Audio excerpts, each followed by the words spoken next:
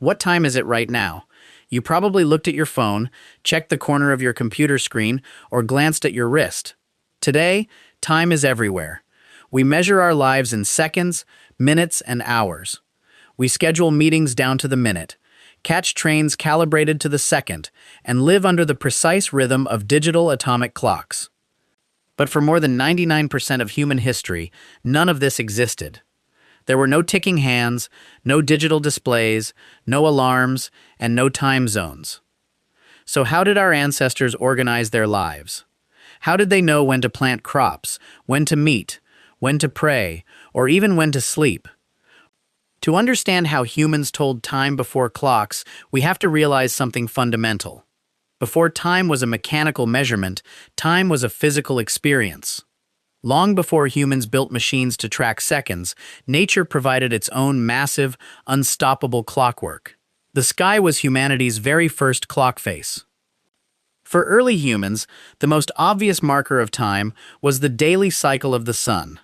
The sun rose, reached its highest point, and set. This divided existence into the most basic unit of human time: day and night. As hunter-gatherers, humans didn't need to know if it was 2:15 p.m. They only needed relative time. Meet me when the sun is directly overhead. Return to camp before the sun drops below the trees. Shadows became the world's first natural clock hands. People noticed that as the sun moved across the sky, the shadows cast by trees, rocks, and even their own bodies changed in length and direction. Short shadows meant midday. Long shadows meant early morning or late afternoon. In fact, some early cultures used their own bodies as personal clocks. A traveler could stand with their back to the sun and measure their shadow using the length of their own feet. If a shadow was 6 feet long, it meant one thing. If it was 2 feet long, it meant noon was near. While the sun tracked the day, the moon tracked the months.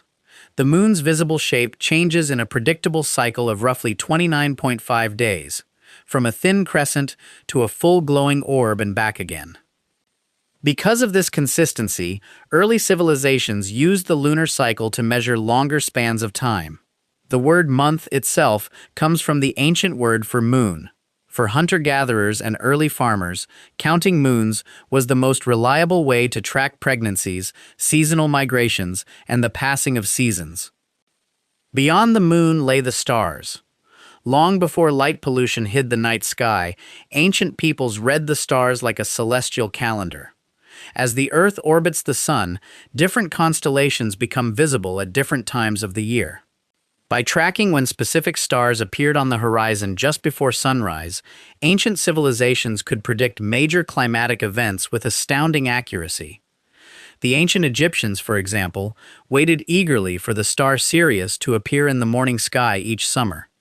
They knew that when Sirius became visible, the annual flooding of the Nile River was only days away. This flooding brought fertile soil to their fields, making Sirius the ultimate agricultural alarm clock. As societies shifted from hunter-gatherers to settled agricultural communities, simply watching the sky was no longer enough. Farmers needed to know when to plant and harvest, while priests needed to schedule religious rituals. Humans began building physical structures to capture celestial time. Across the world, ancient civilizations constructed massive stone calendars, aligned perfectly with the movement of the sun. At Stonehenge in England, built over 4,000 years ago, the massive stones are aligned precisely with the sunrise of the summer solstice and the sunset of the winter solstice. On the shortest and longest days of the year, the sun hits the stones in a way that signaled crucial seasonal turning points to ancient farmers. In Ireland, the ancient passage tomb of Newgrange was designed so that on the winter solstice, the darkest day of the year, a single beam of sunlight penetrates a narrow opening and illuminates the inner chamber for just 17 minutes. From the Mayan pyramids in Central America to stone circles in Africa and Asia, early humans transformed the landscape into massive, permanent instruments for telling time. Eventually, people wanted to track time throughout the day with greater precision. This led to the creation of the earliest timekeeping devices, sundials and gnomons. The gnomon was wonderfully simple: a vertical stick or pillar stuck in the ground. By observing where its shadow fell on marked lines on the earth, people could divide the day into distinct parts. By 1500 BCE, the ancient Egyptians perfected this idea with portable sundials and shadow clocks. These shadow clocks were T-shaped wooden bars marked with divisions. In the morning, the bar was turned toward the east. At noon, it was flipped toward the west. However, sundials had two major flaws. They were completely useless on cloudy days, and they didn't work at night. To solve this problem, humans realized they needed a system that didn't rely on the sky at all. They needed a process that flowed at a constant, measurable rate. The answer was water.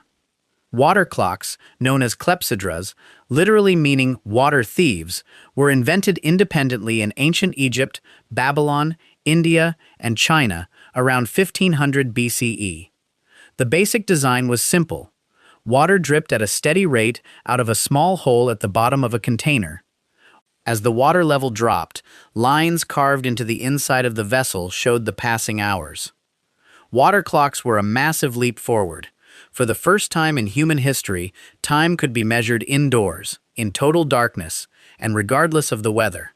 In ancient Greece and Rome, water clocks were used in courtrooms to limit the length of speeches by lawyers.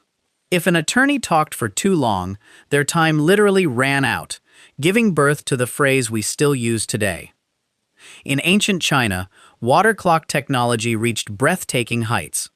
In the 11th century, an engineer named Su Song constructed a monumental 35-foot-tall astronomical clock tower powered by a giant water wheel. It not only told the time of day with mechanical precision, but also tracked the movements of the sun, moon, and stars. Yet water clocks had their own weaknesses. Water evaporates in heat, freezes in cold temperatures, and requires constant refilling and cleaning to prevent clogs. Inventors kept searching for alternative elements that flowed steadily. Enter fire and sand. Fire clocks used controlled combustion to measure time. In 9th century England, King Alfred the Great famously used marked candles to track his daily schedule. Each candle was divided into 12 equal segments. As the wax burned down, 6 candles lasted exactly 24 hours. To prevent drafts from causing the candles to burn too quickly, the king housed them inside lanterns made of thin, shaved horn. In China and East Asia, incense clocks became immensely popular. Long sticks or intricate mazes of scented incense were engineered to burn at precise speeds. As the ember traveled along the incense track, different fragrances were released, allowing people to literally smell the passing of the hours. Some incense clocks were even equipped with small metal weights, suspended by threads over a bronze tray. When the incense burned through a thread, the weight dropped onto the tray with a loud clang, creating the world's first snoozeless alarm clock. By the 14th century, another classic device appeared in Europe, the hourglass, or sand glass. By allowing fine sand to flow through a narrow neck from one glass bulb to another, the hourglass provided a portable, reusable, and weatherproof way to measure fixed spans of time. Sailors relied heavily on hourglasses at sea to mark 4-hour shifts and calculate their location. Despite all these brilliant inventions, ancient time was fundamentally different from modern time in one surprising way. Hours were not fixed lengths. For most of human history, people used a system called seasonal hours or unequal hours. In ancient Rome and Greece, the period between sunrise and sunset was always divided into 12 hours, regardless of the season. But because daylight lasts much longer in summer than in winter, a summer hour could be up to 75 minutes long, while a winter hour was only 45 minutes long. To the ancient mind, this made complete sense. Time was flexible, expanding and contracting with the natural rhythm of the sun. The idea that an hour should always be 60 rigid, unchanging minutes would have seemed bizarre and unnatural to them. Everything changed in the late Middle Ages with the invention of the mechanical clock in Europe. Driven by Christian monasteries that needed to call monks to prayer at precise hours during the night, inventors created weight-driven mechanical gears. These early mechanical clocks didn't even have clock faces or hands. They simply struck bells on the hour. In fact, the word clock comes from the Celtic word clocka, meaning bell. When mechanical clocks spread to towns and cities, they introduced fixed, equal hours. Time was no longer tied to the fluid breathing of nature. It was sliced into rigid, equal mathematical segments. Looking back, the way humans told time before clocks reveals a profound truth about human nature. Before we created timepieces, we didn't manage time. We lived alongside it. Time was not something to be saved, spent, or wasted. It was a shared experience tied to the rising sun, the shifting shadows, the waxing moon, and the changing seasons. Our ancestors managed to build massive empires, construct incredible monuments, navigate endless oceans, and cultivate thriving societies without ever checking a wristwatch. They didn't need to count the seconds to make their time on Earth count. Don't forget to like this video and subscribe for more mind-blowing mysteries explained.